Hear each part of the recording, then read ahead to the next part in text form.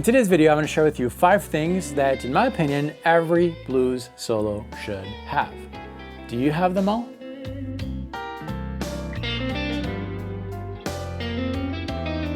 Hello, my name is David. Welcome to this channel, which is all about helping you develop your musical personality on the instrument so that you can tell a better, more personal musical story. Today we are working with a blues. This blues is in G, the one you're hearing right now. You can download the backing track and the charts for free. The link's below. Check it out. Not only will you get access to the assets of this video, but many videos on the channel. Sign up once, it's free. Okay, before we get into tip number 1, I want to make sure that you understand that these tips are only suggestions. If you feel that your blues solos are lacking in something, try one of these things. It might be the solution to bring you to a more inspiring way of playing the blues. Enough talk, here's tip number 1. The first thing that we're going to talk about is intensity in buildup. And that's because the blues is a story that, yes, has been told before, but nonetheless, it's still a story. And you're the one telling that story. That means that whatever you're going to say is going to be filled with your own personality. And your personality is made of highs and lows. You're not a monotonic person. You've got all these feelings that you're going to add to the story. Now, I say that the story has been said before. It's because we're playing over the same chords. We're playing over a G7, C7, and D7. However, you're the one telling that story. So in order to bring out all the aspects of your personality in that story, you need to start somewhere that is not too high in intensity. Because if you start really, really strong, first of all, you're going to scare people off. And then from a very intense place, you can only cool down. So what you're going to do, I hope, is start with a tempered personality. So this is what it looks like. We've got our track, and the first thing we're going to do is nothing. Let the listener understand that this is the blues, this is the tempo, these are the chords, and ease into the conversation.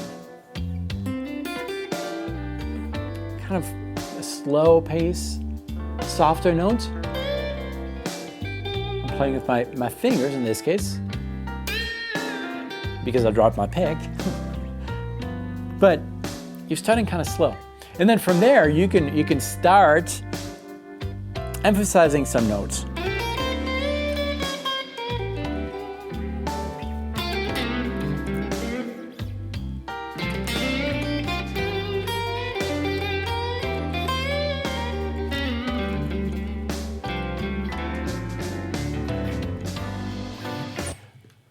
You get the idea? You're not starting right away screaming.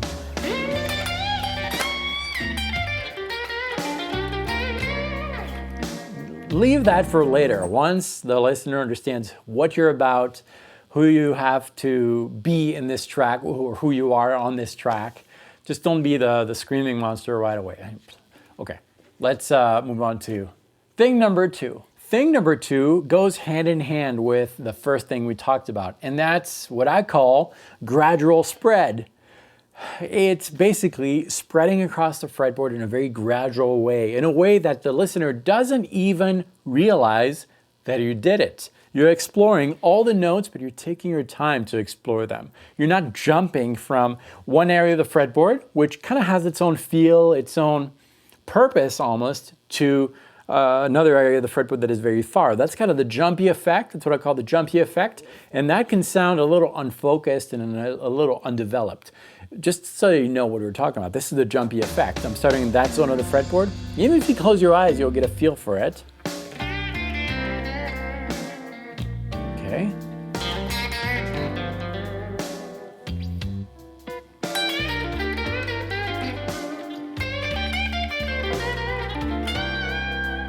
So I did it there. It kind of works, but really I introduced 2 very different areas of the fretboard, 2 different range of notes. One of them was like, well, right here. The other one was all the way up there. And in between, I have all these other notes that have not been introduced. See, music is very much like storytelling. And when you're telling a story, you don't want to jump from chapter 1 all the way to chapter 7.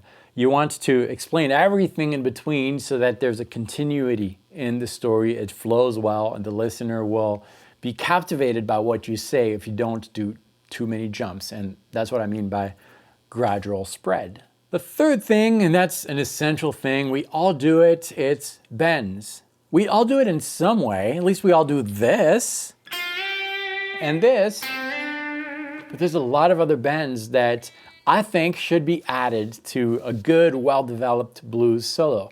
How about half-step bends? For example, if we have our first position of the G minor pentatonic scale in that zone of the fretboard, all of these notes, yes, are part of the minor pentatonic scale, but all of these notes can be approached by a half-step bend. And it's done this way. Basically, we have that position. We're going to play it 1 fret below. So yes, over the backing track, it's going to sound pretty horrible.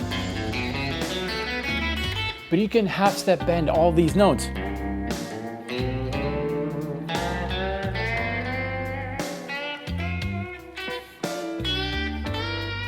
So this doesn't mean that you're going to play all of your scales that way, but every once in a while you can spice up your playing by basically transitioning a half step below, 1 fret below, and then bend that note, half bend that note so that it sounds in. It sounds kind of like this. I'm going to start playing traditional minor pentatonic.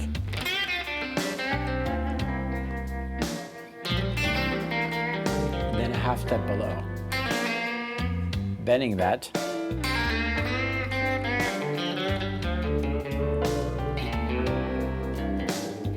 Sounds interesting, right? So that's what I mean. Bends are essential to a good blues solo, and it's not just the bends that you're thinking about.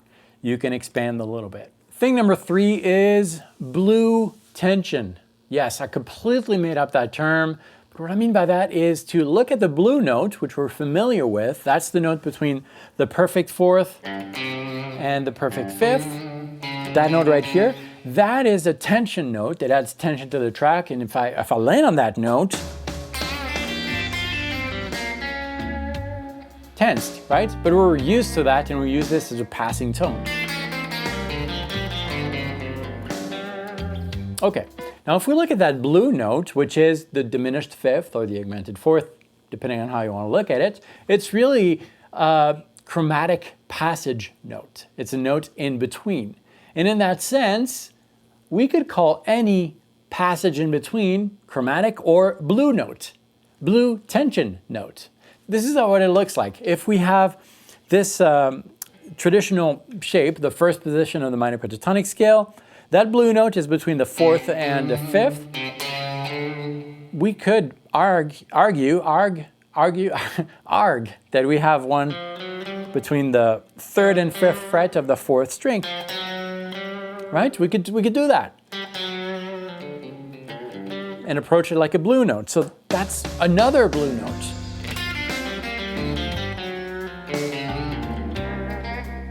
Works. Here's another one.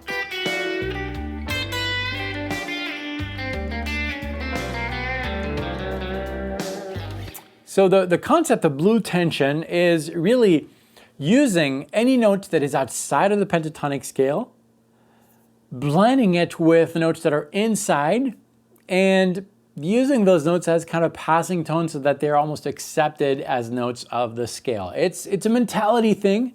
It's a purpose thing, playing with purpose, and just give it a try. It's a really interesting concept, making any notes that are outside acceptable by approaching it as a blues scale. Okay, final thing. The final thing is to have a good turnaround strategy. The turnaround is something that happens before you're landing on an important chord. So traditionally speaking, the turnaround is right here. We have this first chord, which is G7, and then we're going to the 4, which is the C7. We're going to play minor pentatonic on that, that's fine. Okay, no problem there. We can add those blue notes. Back to the C7. Again, minor pentatonic is great. turnaround is coming pretty soon here. Still on the G. Okay, now we're introducing the 5 chord, which is the furthest away from the 1, back to the 4. And here's the turnaround. On the turnaround, we're going to accentuate that by playing random stuff.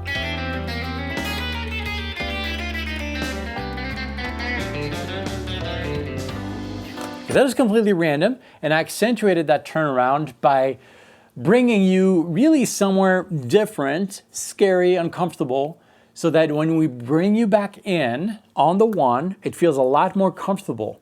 Home is really home when you went outside. That's kind of the turnaround. So there are a lot of different strategies as far as playing the turnaround. You can learn some licks, you can play random notes, you can play a half step below, half step above, as long as you have a good focused strategy. And typically the rhythm is going to help you with that. So have a consistent rhythm guideline.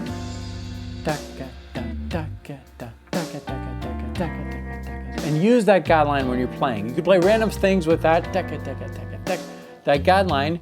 It's going to sound more acceptable.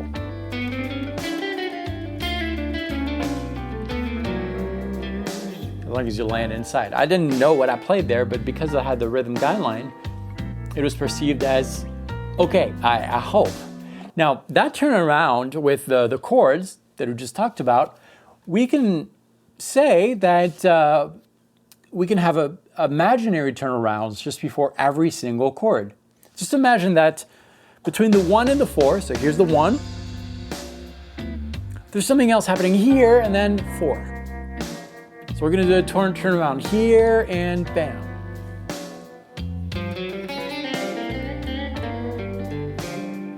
Here's the turnaround.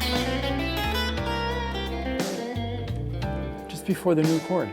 Here it is. So just before the chord. So you might ask, when do we do that? Think like a drummer. So imagine you're a drummer. Covered that in the past, but it's really cool idea, I think. Imagine you're a drummer in fill. Whenever the fills come in, that's where you play outside.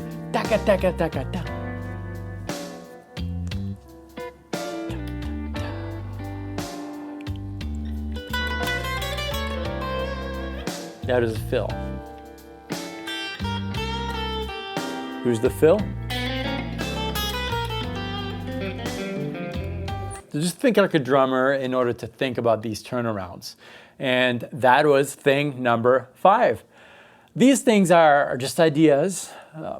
Yes, I made a 5 things you need to know. You don't need to know all of them. They're just ideas to help you perfect your playing and just get outside of maybe a box that you're in, a boredom of playing the same old licks all the time. These 5 things can be explored to add a little bit more of your personality into your playing. And that's what it's all about. I strongly believe that we are all unique, and there's something in you that is worth telling musically, because sometimes words are not enough. And that's really what this channel is all about. It's all about helping you just develop who you are on the instrument by exploring different concepts. If this is your first visit, consider subscribing, hit the bell notification so you don't miss any videos. And remember, you can also grab the backing track that we used today and charts for the scales for free, the link's below. If you already signed up to receive some of the downloads for one of the previous lessons, click on the link below, and as long as you're logged in to the account, it'll take you straight to the lesson. It's a great way to study. And if you want to stick around for another video, awesome. I have 2 really good ones right here. The top one is my favorite. Check it out.